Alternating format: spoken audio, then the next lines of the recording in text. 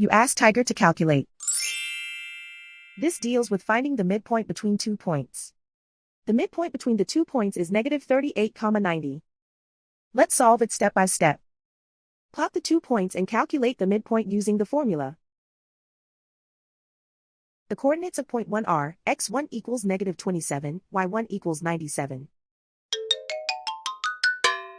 The coordinates of point 2 are, x2 equals negative 49, y2 equals 83. PM represents the midpoint of the 2 points.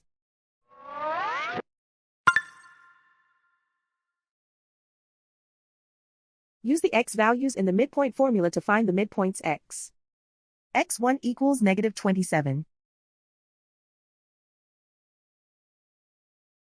x2 equals negative 49. Simplify the arithmetic.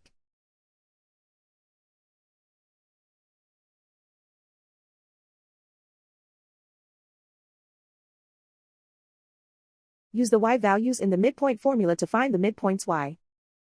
y1 equals 97.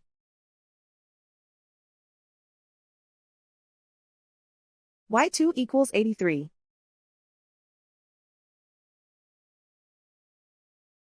Simplify the arithmetic.